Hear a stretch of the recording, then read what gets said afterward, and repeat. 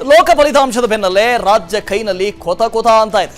ಆತ್ಮಾವಲೋಕನಕ್ಕೂ ಮುನ್ನವೇ ಕೈಪಾಳಯದಲ್ಲಿ ಅಂತರ್ಯುದ್ಧ ಶುರುವಾಗಿದೆ. ಈ ಇಡೀ ಚುನಾವಣೆಯ ಫಲಿತಾಂಶವನ್ನು ಗಮನಿಸಿದಾಗ ರಾಜ್ಯದಲ್ಲಿ ನಿಜಕ್ಕೂ ಕಾಂಗ್ರೆಸ್ ನಾಯಕರಿಗೆ ಒಂದು ಆಘಾತ ಫಲಿತಾಂಶ. ಡಬಲ್ ಡಿಜಿಟ್ಟು ಅಂತ ಇದ್ರು, ಆದರೆ 9ಕ್ಕೆ ನಿಂತ್ಕೊಂಡ್ಬಿಡ್ತು.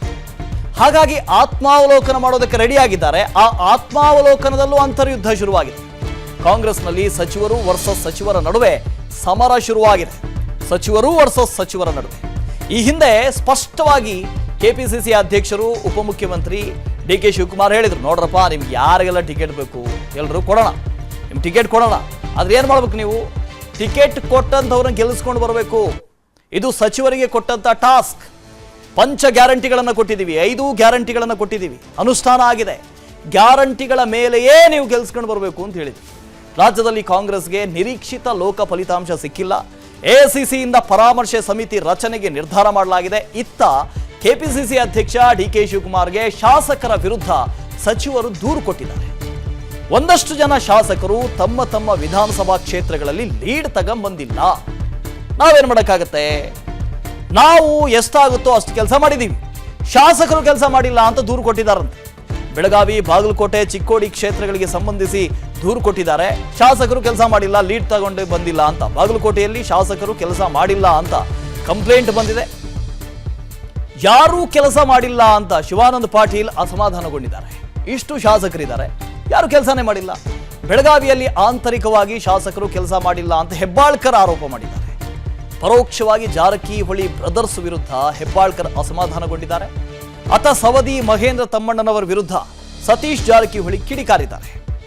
ಬಹಿರಂಗವಾಗಿ ಅಸಮಾಧಾನ ಹೊರಹಾಕಿರುವಂತಹ ಸತೀಶ್ ಜಾರಕಿಹೊಳಿ ಹೀಗೆ ಶಾಸಕರು ಕೆಲಸ ಮಾಡಿಲ್ಲ ಅಂತ, ಮತ್ತೊಂದು ಕಡೆ ಲೀಡ್ ಕೊಡಿಸದ ಸಚಿವರನ್ನ ವಜಾ ಮಾಡಿ ಅಂತ ಶಾಸಕರು ಒತ್ತಾಯ ಮಾಡ್ತಾ ಇದ್ದಾರೆ. ರಾಜ್ಯದಲ್ಲಿ ಕಾಂಗ್ರೆಸ್ಗೆ ನಿರೀಕ್ಷಿತ ಲೋಕ ಫಲಿತಾಂಶ ಸಿಕ್ಕಿಲ್ಲ. ನಾವು ಹೇಳ್ತಾ ಇದ್ವಿ ನೋಡಿ, ನಿರೀಕ್ಷಿತ ಲೋಕ ಫಲಿತಾಂಶ ಸಿಕ್ಕಿಲ್ಲ ಅಂದ್ರೆ ಕಾಂಗ್ರೆಸ್ನಲ್ಲಿ ಏನೆಲ್ಲ ಬದಲಾವಣೆಗಳಾಗಬಹುದು. ಸಚಿವರುಗಳಿಗೆ ಟಾಸ್ಕ್ ಕೊಟ್ಟಿದ್ದಾರೆ. ಹಾಗಾಗಿ ಸಚಿವರ ತಲೆದಂಡ ಆಗತ್ತಾ ಅಂತ ನಾವು ಚರ್ಚೆ ಮಾಡೋ ಹೊತ್ತಿಗೆ ಸಚಿವರು ಇನ್ನೊಂದು ದಾಳ ಉಳಿಸಿದ್ದಾರೆ. ನಮ್ಮನ್ನು ಬಿಟ್ಬಿಡಿ, ಶಾಸಕರು ಕೆಲಸ ಮಾಡಿಲ್ಲ. ಒಂದೊಂದು ಅಸೆಂಬ್ಲಿ ಸೆಗ್ಮೆಂಟ್ನಲ್ಲಿ 5 ವಿಧಾನಸಭಾ ಕ್ಷೇತ್ರಗಳು ಬರ್ತವೆ. ಒಂದೊಂದು ಲೋಕಸಭಾ ಕ್ಷೇತ್ರಗಳ ಪೈಕಿ 5 ವಿಧಾನಸಭಾ ಕ್ಷೇತ್ರಗಳು ಬರ್ತವೆ. ಅದನ್ನ ಗೆಲ್ಸ್ಕೊಂಡು ಬರದೇ ಹೋದ್ರೆ ಅದಕ್ಕೆ ಕಾರಣ ನಾವೇ ಹೇಗಾಗ್ತೀವಿ, ಶಾಸಕರ ಕೆಲಸ ಮಾಡಿಲ್ಲ. ನೀವು ಇಡೀ ಅಸೆಂಬ್ಲಿ ಸೆಗ್ಮೆಂಟ್ ಅನ್ನು ತಗೊಂಡ್ರೆ 135 ಸ್ಥಾನಗಳನ್ನು ಕಾಂಗ್ರೆಸ್ ಗೆದ್ದಿರೋ. ಹಾಗೆ ಲೆಕ್ಕ ಹಾಕಿದ್ರೆ ನೀವು 21 ಸ್ಥಾನ ಗೆಲ್ಲೇಬೇಕು ಶಾಸಕರು ಕೆಲಸ ಮಾಡಿದ್ದಿದ್ರೆ. ಆದರೆ ಆ ಥರ ಆಗಿಲ್ಲ. ಶಾಸಕರನ್ನ ತಲೆದಂಡಕ್ಕೆ ಒಳಪಡಿಸಿ ಅಂತ ಕೇಳ್ಕೊಂಡಿದ್ದಾರಂತೆ ಸಚಿವರುಗಳು.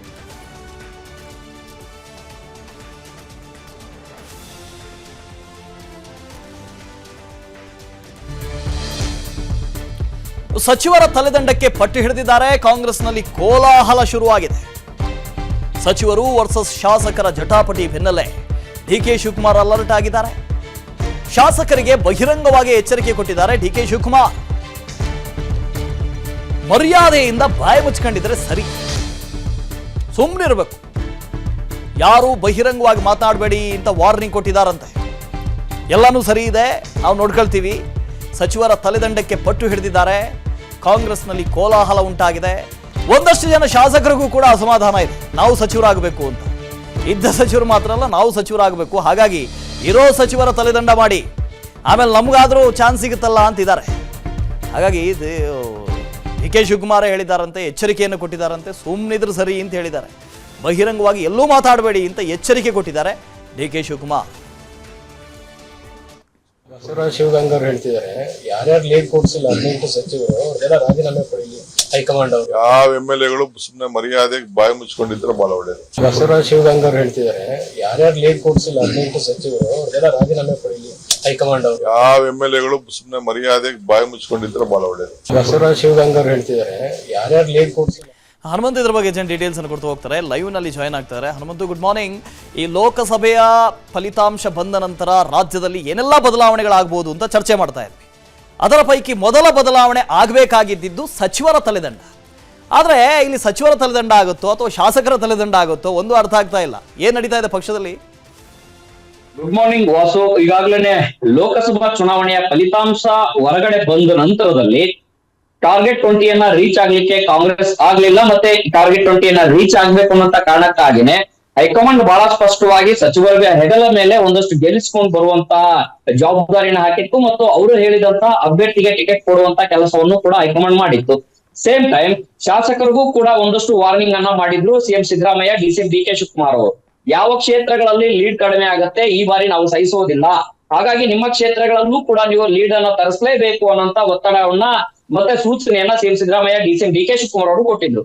ಆದ್ರೆ ಫಲಿತಾಂಶ ಬಂದ ನಂತರದಲ್ಲಿ 9 ಸ್ಥಾನ ಪಡೀಲಿಕ್ಕೆ ಕಾಂಗ್ರೆಸ್ ಎಲ್ಲೋ ಒಂದ್ ಕಡೆಗೆ ಬ್ರೇಕ್ ಹಾಕ್ದಂಗಾಯ್ತು 9 ಸ್ಥಾನಕ್ಕೆ. ಉಳಿದಂತೆ ಯಾಕೆ ನಾವು ಅನ್ಕೊಂಡಂಗೆ ರೀಚ್ ಆಗ್ಲಿಲ್ಲ ಅನ್ನುವಂತ ವಿಚಾರಕ್ಕೆ ಬಂದಂತ ಸಂದರ್ಭದಲ್ಲಿ ಅದರಲ್ಲೂ ಕೂಡ ಎಐಸಿಸಿ ಇಂದ ಹಿನ್ನಡೆಗೆ ಏನು ಕಾರಣ ಅನ್ನುವಂಥದ್ದನ್ನು ಪರಾಮರ್ಶೆ ಮಾಡ್ಲಿಕ್ಕೆ ಒಂದು ಸಮಿತಿಯನ್ನ ರಚನೆ ಮಾಡ್ಲಿಕ್ಕೆ ಮುಂದಾದಂತ ಸಂದರ್ಭದಲ್ಲಿ ಸಹಜವಾಗಿ ಇದು ನಮ್ಮ ಬುಡಕ್ಕೆ ಬರುತ್ತೆ ಅಂತ ಅರಿತಿರುವಂತಹ ಶಾಸಕರಾಗಿರ್ಬೋದು, ಸಚಿವರಾಗಿರ್ಬೋದು, ಈಗ ಸಚಿವರ ವಿರುದ್ಧ ಶಾಸಕರು ಮಾತಾಡ್ತಾ ಇದ್ದಾರೆ, ಶಾಸಕರ ವಿರುದ್ಧ ಸಚಿವರು ಮಾತಾಡ್ತಾ ಇದ್ದಾರೆ.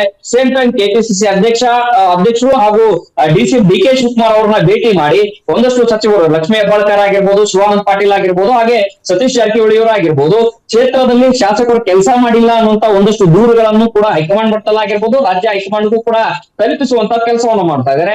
ಮತ್ತೊಂದು ಕಡೆಗೆ ಸಚಿವ ಸ್ಥಾನದ ಆಕಾಂಕ್ಷಿಗಳೇನಿದ್ದಾರೆ 136 ಗೆದ್ದಂತಹ ಕಾಂಗ್ರೆಸ್ಗೆ ಯಾರನ್ನ ಸಚಿವರು ಮಾಡಬೇಕು ಅನ್ನೋಂಥದ್ದು ಒಂದು ಬಹುದೊಡ್ಡ ಸವಾಲಾಗಿತ್ತು. ಆ ಕಾರಣಕ್ಕಾಗಿ ಒಂದಷ್ಟು ಮಾನದಂಡಗಳ ಮೇಲೆ ಸಚಿವರನ್ನ ಮಾಡಿದ್ರು. ಇದೀಗ ಲೋಕಸಭಾ ಫಲಿತಾಂಶದಲ್ಲಿ ಹಿನ್ನಡೆ ಆಗಿರುವಂತ ಕಾರಣಕ್ಕಾಗಿ ಸ್ವಕ್ಷೇತ್ರದಲ್ಲಿ ವಿಧಾನಸಭಾ ಕ್ಷೇತ್ರಗಳಲ್ಲೇ ಸಚಿವರು ಲೀಡ್ ಕೊಡಿಸಲಿಕ್ಕೆ ಆಗಿಲ್ಲ. ಆ ಕಾರಣಕ್ಕಾಗಿ ಅವರು ರಾಜೀನಾಮೆ ಕೊಡ ಅಥವಾ ಒಂದು ಸಚಿವ ಸ್ಥಾನದಿಂದ ಅವರನ್ನ ಕೈ ಬಿಡಬೇಕು ಅಂತ ಒತ್ತಾಯಗಳನ್ನು ಕೂಡ ಸಚಿವ ಸ್ಥಾನದ ಆಕಾಂಕ್ಷಿಗಳು ಸೇರಿದಂತೆ ಹೊಸ ಎಂಎಲ್ಎಗಳು ಕೂಡ ಈ ಒಂದು ಒತ್ತಡವನ್ನ ಹಾಕ್ತಿರುವಂತದ್ದು. ಈ ರೀತಿಯ ಆಂತರಿಕ ಜಟಪಟಿಯನ್ನ ಅರ್ತಿರುವಂತಹ ಡಿಸಿಎಂ ಡಿ ಕೆ ಶಿವಕುಮಾರ್ ಅವರು ಒಂದಷ್ಟು ಎಚ್ಚರಿಕೆಯ ನುಡಿಗಳನ್ನ ಕೊಟ್ಟಿರುವಂತದ್ದು ಹೊಸದೇ. Okay, thank you Hanumanth. ಅನುಕ್ಷಣದ ಸುದ್ದಿಗಳಿಗಾಗಿ Vistara news YouTube channel subscribe ಮಾಡಿ.